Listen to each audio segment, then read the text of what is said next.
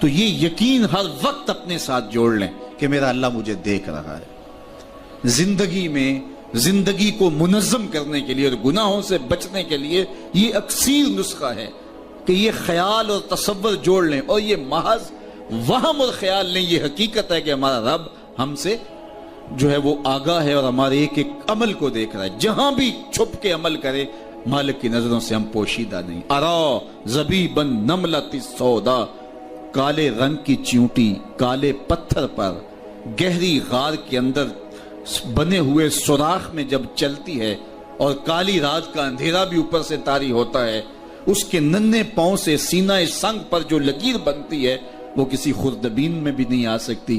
تمہارا رب اس کو یوں دیکھتا ہے جس طرح دیوار چین کو دیکھتا ہے۔ تو یہ تصور جب روح میں ہے تو پھر بند سے بند کمرے میں بھی داد عیش نہیں کوئی دے سکتا۔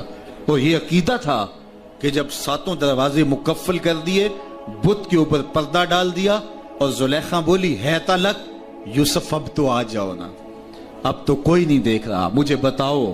جب حسن خود قدموں میں بچھنے کے لیے بےتاب ہو، اور جب حسن خود پیشکش کر رہا ہو اور جوان رانا سامنے کھڑا ہو، تو پھر جذبات کو قابو کون کرے گا؟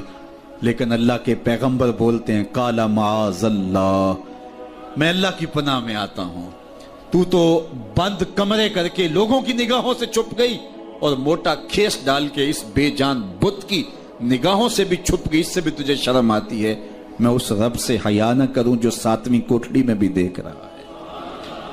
پھر اتنا نور برسا، اتنی روشنی برسی، گناہ کیا تصور بھی محال ہو گیا۔ تو یہ یقین کہ میرا اللہ مجھے دیکھ رہا ہے، یہ جوڑ لیں اپنی زندگی میں ہر وقت ہر لمحہ کہ میرا اللہ مجھے دیکھ رہا ہے۔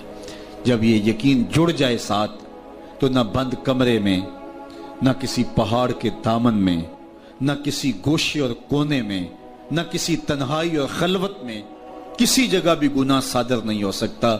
لوگوں کے سامنے تو ہم شرم کر لیتے ہیں گناہ کرنے سے کہ لوگ دیکھیں گے تو کیا کہیں گے، کیا سوچیں گے، رسوائی ہو جائے گی۔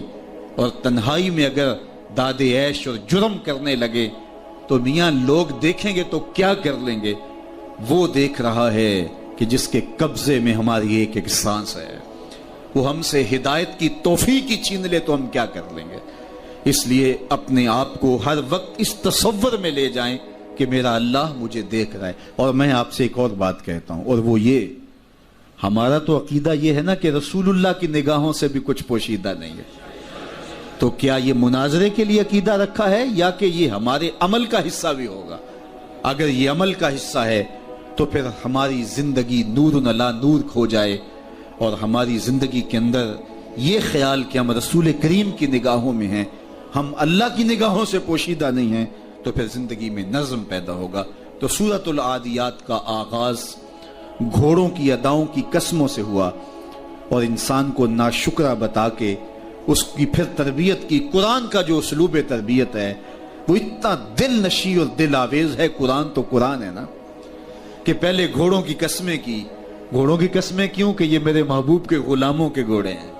اللہ اکبر۔ انسان کو کہا تو نکمہ ہے، تو ناشکرہ ہے، اور پھر اس کی خصلت بد بیان کی کہ دولت سے پیار کرتا ہے، یہ تیری زندگی ہے۔ پھر اس کو دوبارہ معاد کی طرف بلایا، کیا تو اس زندگی کی طرف رہے گا یا پلٹنا بھی چاہتا ہے؟ دیکھ تیرے سینے کے چھپے راز تیرا رب جانتا ہے۔